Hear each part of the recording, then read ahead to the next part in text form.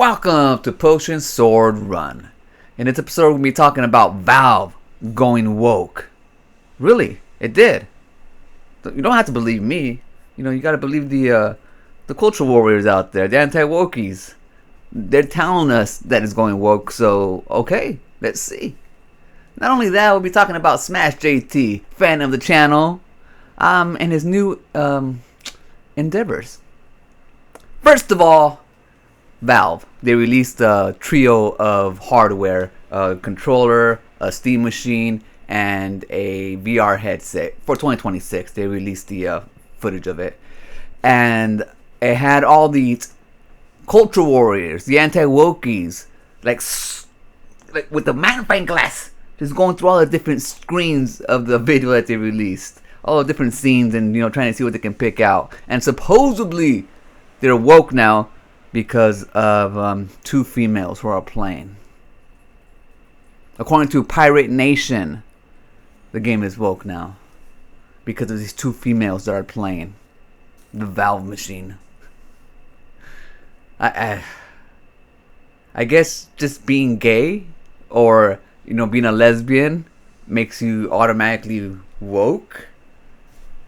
It's like, God, guys, like who's like scrounges and pauses? I couldn't even find the freaking footage, this still screen in the footage, but he did. So I mean, who pauses it and just like looks at people and just starts judging them?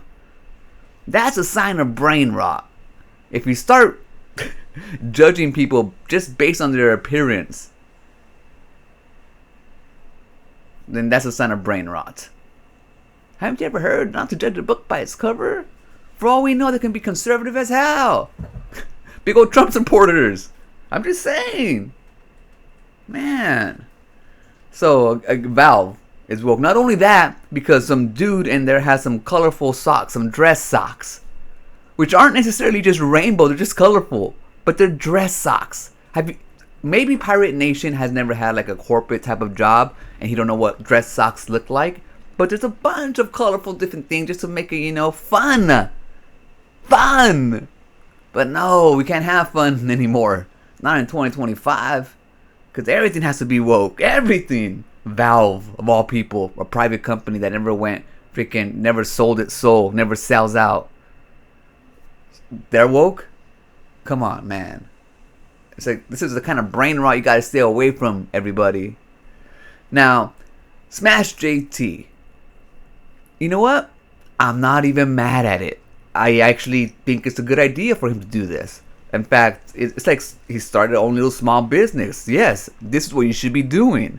He started a matcha tea company, so you can order Smash JT's matcha. Pretty expensive though, to tell you the truth. I went to his website just to check everything out. And matcha's not for me. But you might call it a grift, but this is not what I call a grift. He has an audience, and he wants to start a small business to sell them a product. There's nothing wrong with that. It's not like he's asking them for money directly like he has been doing all this time for the lawsuit and stuff. This is something different, and I can respect that hustle.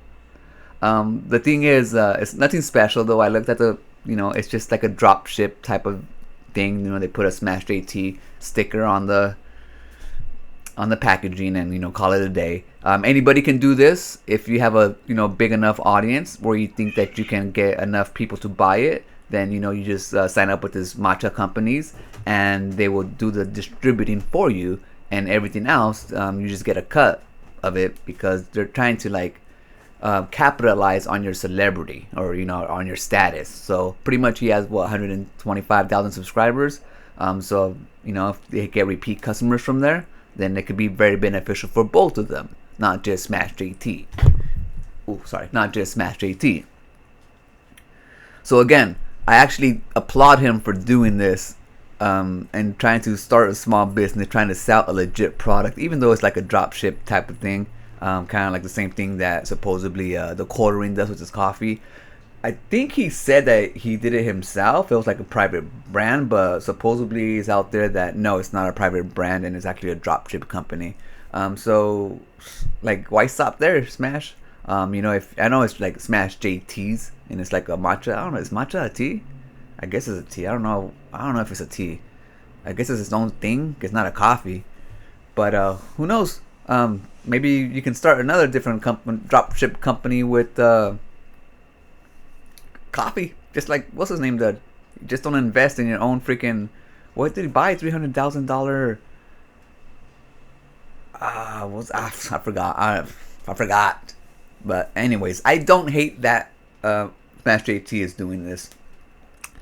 But it just goes to show that there is a certain way or honorable way to make money off of your YouTube channel, and I believe selling products to people is a viable one. Because you're not forcing anybody, you're not asking for donations, and yeah, I guess like I said, I'm not mad at it. Now, if you guys want to buy some matcha tea, jump onto smashjts.com and go in here and order some matcha tea. Yeah, nothing else I can say about that, I guess. It's just hilarious. But, do your thing, Smash. And as for Pirate Nation, come on, man. You gotta do better, guys.